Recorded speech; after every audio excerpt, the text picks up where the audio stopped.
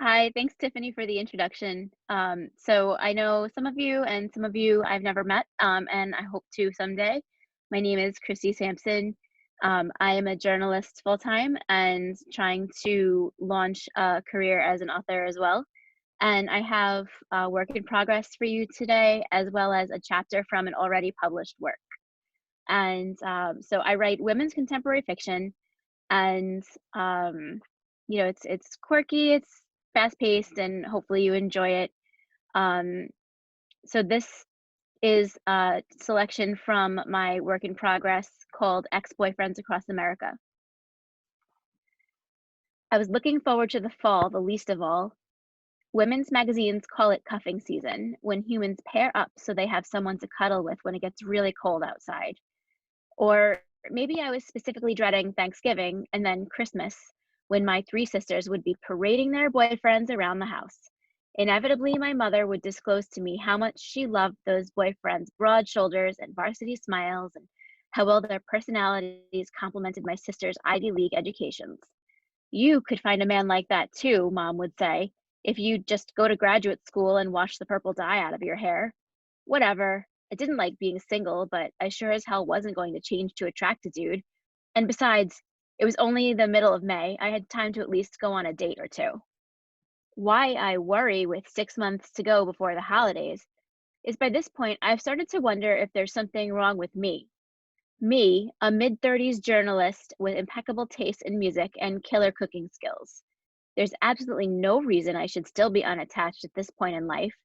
When I aired my worries to my best friend, she dismissed them as mere insecurities.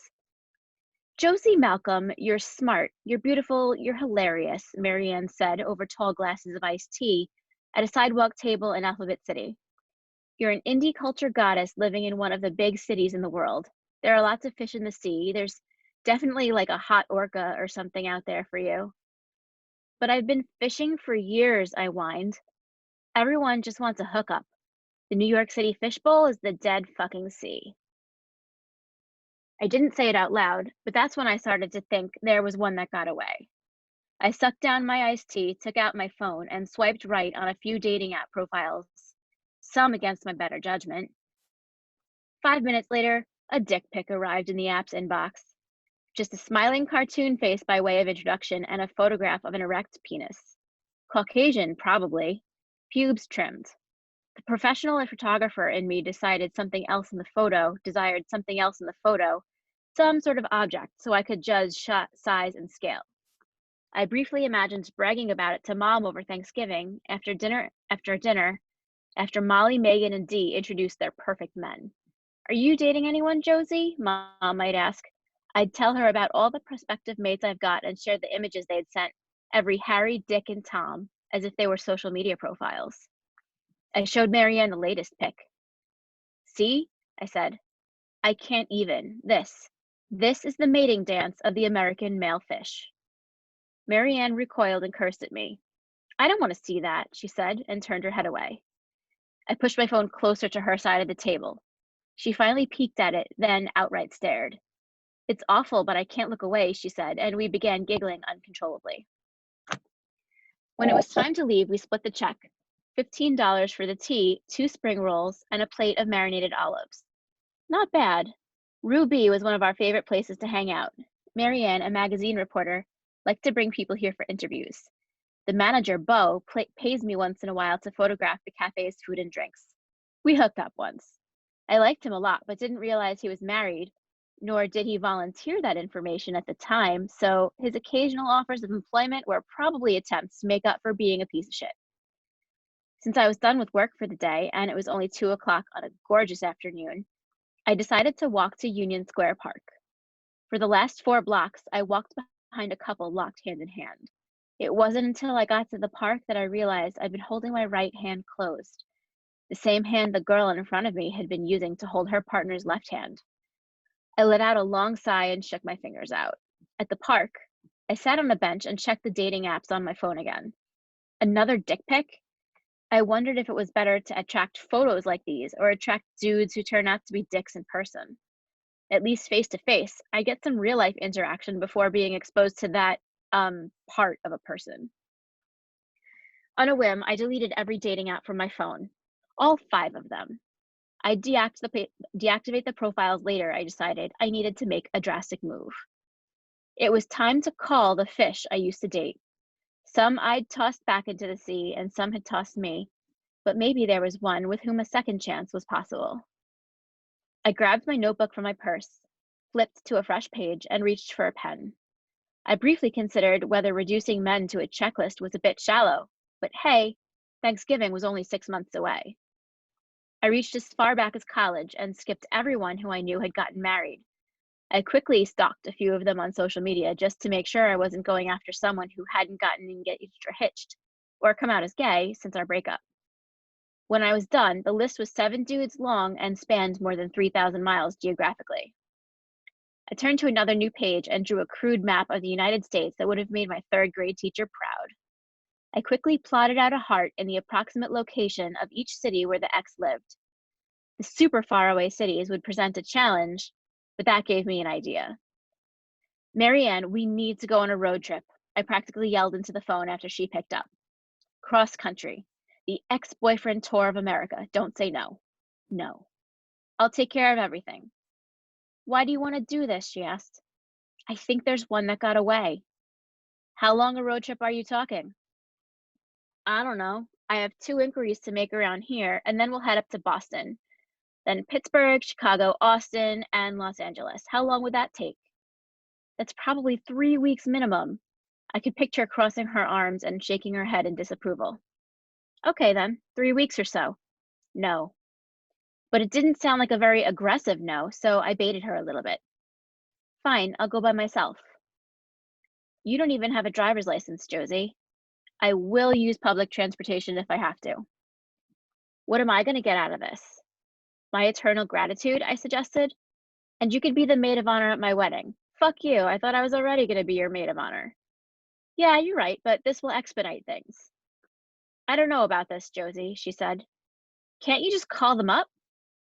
I'm prettier in person than I am over the phone. I just don't know if my editor will go for a sudden 3-week vacation.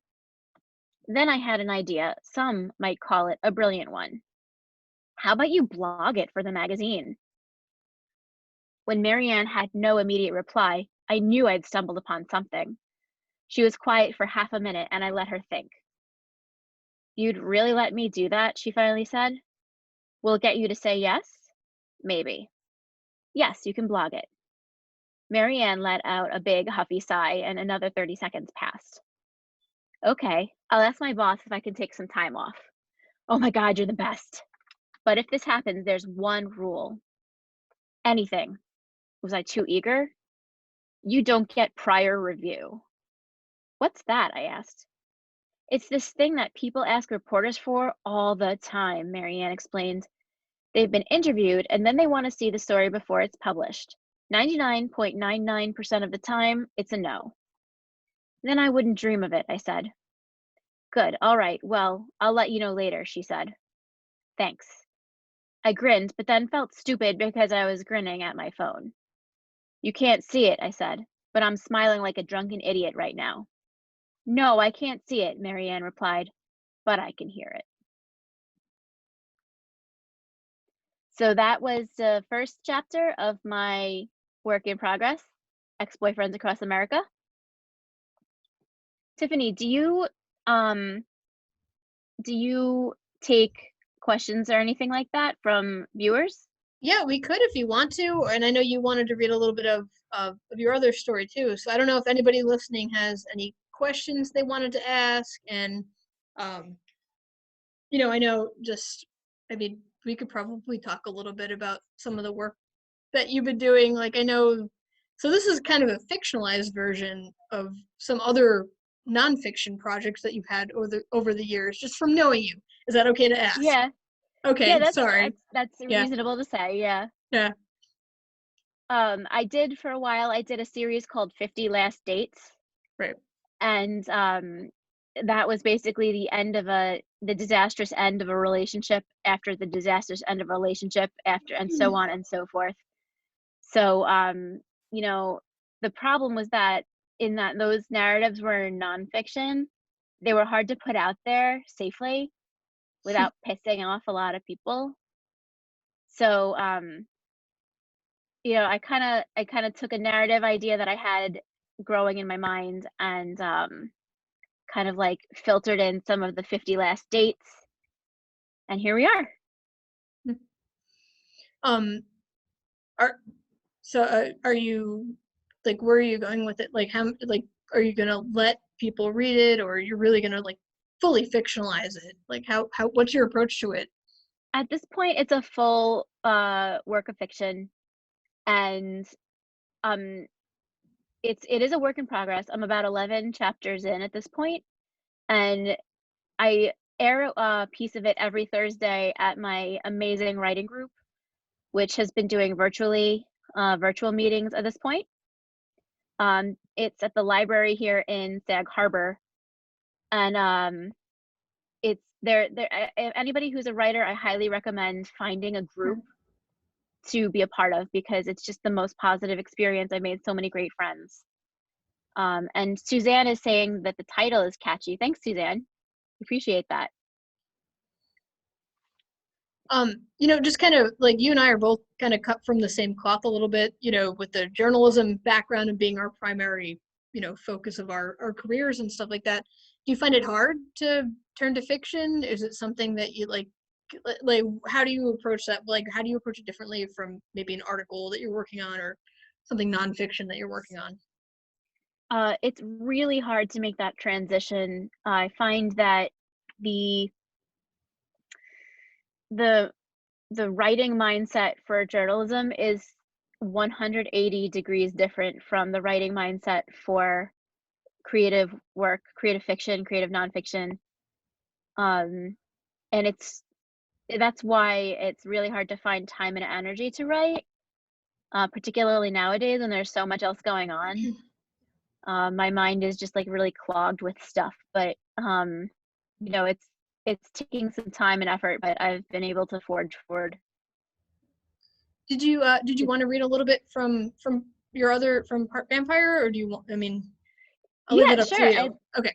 I'd love to share a little bit about Part Vampire because that's actually been published. Pam, who's here on the call, actually was an editor on the project for me. And I'm really grateful for that. I think she really helped improve the product. So Part Vampire, if anybody is a little bit opposed to hearing some paranormal erotica, this is a disclaimer. This is a work of obviously fiction, and the language is pretty intense. This one is available for purchase or download on Amazon. I write under a pen name that is Tris Tyler, and that is mostly to protect my identity as a journalist. But a lot of people know about it at this point in time, so it's fine. So Part Vampire is a novella told in 6 chapters, and here we go. Here's chapter 1. Chapter 1. Part Vampire, coming on too strong. Oh, and by the way, this one has a male protagonist, which is something that I had never done before. I've always written stories from the point of view of a woman, but this one was a little bit different, and it is from the point of view of a man. Here we go. There was no such thing as an off button for Jackson. In life, in almost everything that mattered, he went full speed ahead, and it usually got him results. An Emmy nomination for the music TV show he produced and directed, a 6-figure salary and a sick apartment in Los Angeles. Killer abs, arms, and calves to show for his efforts at the gym, but something was missing, Jackson knew, and it went deeper than his career, his appearance, or his apartment. Noticeably absent from his life was love, a real woman to connect with, and he knew it was going to take a lot to find her among the sea of LA actresses, crunchy granola chicks, and future trophy wives. That's why he hoped Meg would be different.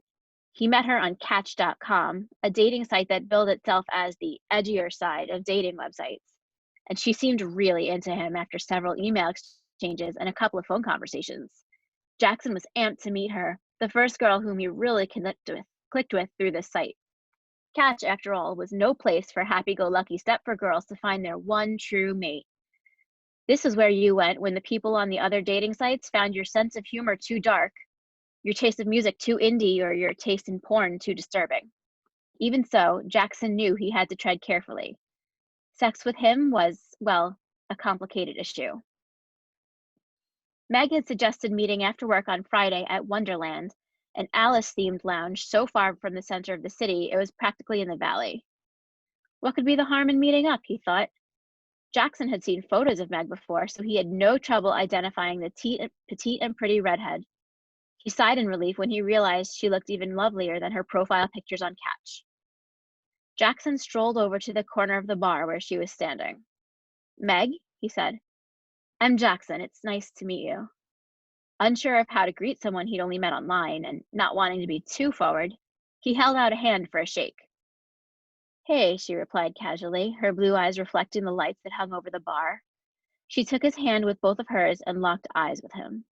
"It's nice to meet you too. I think we know enough about each other to give each other a hug now, don't you think?"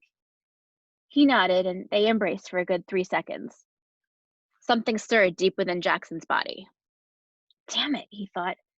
I need to take it real slow with this one. This date is too important to wind up like, well, like all the others. I still need some time to figure out a solution. "Let's get a table," Meg suggested. "Have you been here before?" Jackson shook his head. "I love it here," she continued. "The Queen of Hearts cocktail is my favorite. Lime vodka, club soda, and muddled raspberries and strawberries. And they serve it on a coaster that's an actual playing card. A playing card. It's hearts, of course. Isn't that cool? When you leave, they give you these little, well, I won't spoil it. I'll save the surprise for later." Whoa, she's already got something planned for after this? "So tell me all about your show. You must be thrilled about the Emmy nomination." "It's called West Coast Underground," Jackson said. "We profile a different indie musician or band every week. Interviews, clips of their lives, they perform on set, that kind of thing." "I've seen it. It's really great." "Thanks. I got a huge raise after the nominations were announced. Can't wait to see what happens if I win." Jackson grinned again. "Your smile is gorgeous. You need to keep smiling at me," Meg whispered, as if almost drunk already. He returned the compliment. "If you don't mind me saying, you're even more beautiful in person." A waitress wearing bunny ears arrived to take their order. Meg ordered a Queen of Hearts, of course, and Jackson asked for a Fat Caterpillar, a cocktail made with coconut rum, lemonade, pineapple juice, and, the server warned him, a lot of that blue stuff. Meg took Jackson's hands in hers and tilted her head in a playful expression. "I have a confession to make," she started. Jackson's heart started racing. "Oh?" he mused. "You can't be upset with me," Meg continued. "I sort of booked a motel room for us. Well, okay, I didn't sort of book it. I actually booked it. It's not far from here." Jackson's eyes jumped up. He was not expecting this, and he wondered if maybe Meg was coming on a little too strong. She continued talking. "I got really turned on during our conversations from the last few weeks, and I wanted to be prepared in case things, went really well here tonight." The drinks arrived, and Meg put a straw in hers. Jackson watched as she played with the tip of the straw with her tongue. Not fair, he thought, as he felt his pants get a little tighter around his crotch. She's not making it easy to take it slowly. Jackson took a long swig of his drink. "Meg," he said, taking her hands and stroking them. Hold on. "You are incredibly sexy, and I, too, was turned on by all of our conversations, but don't you think we should enjoy these awkward moments? One day, we may look back and cherish them as the start of something beautiful." Hold on, I lost my place. She giggled, leaned over the table, and kissed him. The arousal stirring inside Jackson began to swell. He knew he was playing in a dangerous zone. He liked Meg, an airline pilot with a sharp wit whose incongruous hobbies included sewing clothes for girls in foster care and watching every horror movie she could get her hands on. He didn't want her to merely vanish like his other dates did. He was still working out a few personal issues when it came to trying his hand at serious relationships, and he desperately wanted to buy some time before jumping into bed with Meg. She ordered another drink. But a standard deck only has one Queen of Hearts, Jackson protested, still trying to slow the evening's pace. Can't you order a Jack of Water? You're so funny, she said. They finished their drinks and Jackson paid the tab. As they went to leave the bar, the waitress flagged them down and offered them a favor from a treasure trove of goodies. They could choose from among mints, chocolates, and condoms, all in pink wrappers bearing the words, "Eat me." Meg grabbed a handful of treats at random for the both of them. As they climbed into a taxi, Jackson realized the drinks were a fairly perfunctory act, that Meg had already made up her mind that she wanted to fuck him before the night had even begun. His heart pounded and his dick throbbed. It didn't help that Meg was rubbing it over his jeans as they rode to the no-tell motel. Jackson was losing control, and that wasn't a good thing. He paid cash for the cab, which he learned was best in situations like this one. Meg caught a funny look on his face and smiled a sexy, sly expression as she opened the motel room door. "Oh, come on," she said. "Don't play games with me." "It's not a game, Meg," Jackson replied. "Are you sure you want to move this fast?" "Yes," she said. "Tell me you're nervous about consent." Meg took his hands and put them squarely on her breasts. "Yes, Jackson, tell her you have my consent to have sex with me. Ravish me. Do anything you want to me. My safe word is blender." That was all Jackson's hardened member, Maxim, needed to hear. The new lovers crashed onto the bed in each other's arms, kissing each other deeply and furiously, feeling each other up. They peeled off each other's clothes. Later, Jackson wouldn't even be able to recall the color of Meg's matching sapphire blue bra and panties. He'd forget her lip gloss was delightfully cherry flavored. After a while, he wouldn't be able to remember anything at all. That was how Maxim liked it, and that was how much he ruled their body when he was in charge. Meg's eyes widened when she peeled Jackson's boxer briefs down. His erection was a good 9 inches long at least, and so thick she couldn't wrap her hand fully around it. "I've never seen one this big before," she whispered to Jackson, rubbing his hard cock, which got even bigger in her hand. "I can't wait to feel you inside me." "I can't wait either," Maxim whispered to Jackson, as if mocking Meg. "Shut up, Maxim," Jackson said inside his head. "Don't do this. Let me be a normal dude for once. I want to see this girl again." "Don't care what you think, Jackson," Maxim reminded him. "I'm in charge now." "No," Jackson shouted. "What?" Meg asked, surprised. "Oh, wait, I said that out loud?" Jackson asked, face red. "Are you talking to yourself?" Meg asked, her voice low and seductive. "Tell me what you're too nervous to say to me." "I'm worried that if we rush things, you'll get sick of me or I'll hurt your feelings," Jackson replied. "That's what has me thinking we should slow things down, get to know each other more, hang out a few more times before we, well, you know." "Aw, that's sweet," Meg offered. "You won't get away with this, Jackson, you pussy," Maxim grumbled.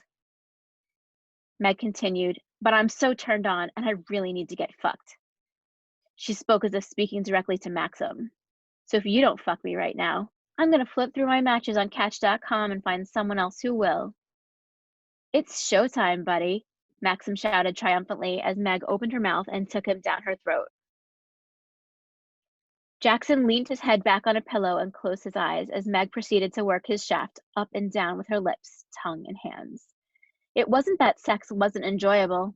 It definitely was. It's just that it had consequences. And no matter how Jackson protested, Maxim just had too much damn influence. "Hey, buddy," Maxim said a few minutes later. "Ask her what her favorite position is." "What's your favorite position?" Jackson, who had been licking Meg's pussy, asked. "I come the hardest when I'm riding on top," she said, and giggled her infectious laughter once again. "Well then, what are you waiting for?" Maxim asked Jackson. "Well then, what are you waiting for?" Jackson asked Meg. Jackson laid back on the bed, and slowly Meg crawled on top of him, straddled his torso, and whispered in his ear. "Do you want to use protection?" she asked. I don't care, and I'll be the only chick you ever hear say that. I've got an IUD, I've been tested for STIs, and I trust you, but if you want to, I'm fine with it, and I brought some, although I don't know if they'd even fit your—" "Dude, just go for it," Maxim insisted. "You're probably right," Jackson told Meg. I've been tested and I'm fine too. Meg kissed Jackson some more, and her body weight shifted on top of his. After a moment, he could feel her hot, wet warmth surround him. And as Meg rocked up and down on top of him, Jackson could feel Maxim arching to reach Meg's G-spot. When he found it, that son of a bitch, he massaged it with everything he had, and Meg climaxed. But Maxim wasn't done. In fact, he was just getting started. A woozy Meg reached for Jackson's mouth for more kisses, and as he obliged, he wrapped his legs through hers and flipped her onto her back. More? He asked her. Meg nodded and giggled so hard her whole body and Maxim inside her shook. The motion excited him. He knew this was his moment to get what he wanted. Fuck her harder, Maxim commanded Jackson, who was so spellbound by Meg's body that he obeyed them both. Jackson's thrusts into Meg came quicker and quicker, and each one pushed Meg deeper toward another orgasm. Jackson himself was almost there, but what neither of them consciously noticed was that with each thrust, Maxim grew himself a little bit larger inside Meg, until with Jackson's own climax, Maxim's true and ugly form became apparent. But it was too late to save Meg from the vampire dick. Her face twisted in horror as Maxim bared his fangs and began to drain her body of blood. He thought he heard her whisper, "Blender," but moments later, her corpse stopped moving underneath his body. Maxim surveyed his surroundings one last time to leave not a single drop of blood, one of the few blessings that Jackson, possessing a rare and deadly vampire dick, could count on. Maxim retreated to his normal flaccid form resembling an everyday penis, and Jackson woke up from what could only be described as a sex-induced trance. "You know," he said, "this is why we're gonna die alone," Jackson grumbled, but Maxim was too full to hear him. Okay, that was chapter 1 of Part Vampire. It's sort of like a little parody. It has got elements of a parody in addition to a little bit of horror and paranormal romance thrown in. So I hope you guys enjoyed it.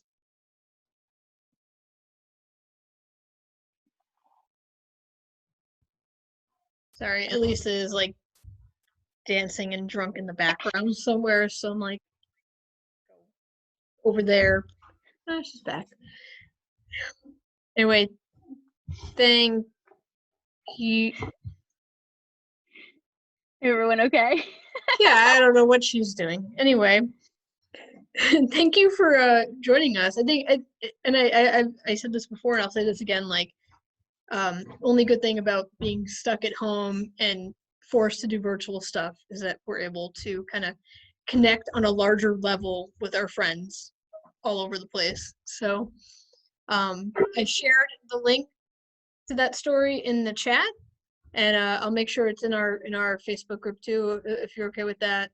And Yeah. Yeah, thank you so much for doing this. And Thanks, Tiffany. if you want to chat a little bit, text me and we can. Okay, there was a question from Suzanne. Oh, did I miss that? I'm sorry. Yeah. Oh, she just typed in, what, did she die or was it just a wild ride? No, that girl died, unfortunately. That's why there's a little bit of a horror aspect to this story as well. But it gets funny. I promise you that. There's a little bit of a twist ending. Tiffany has already read this story. Well, thank you so. Wait, hang on. Do we have? Oh, yeah, cool. Coming a little bit delayed to me for some reason. Anyway. Well, thank you so much, and thank you everybody for checking in. And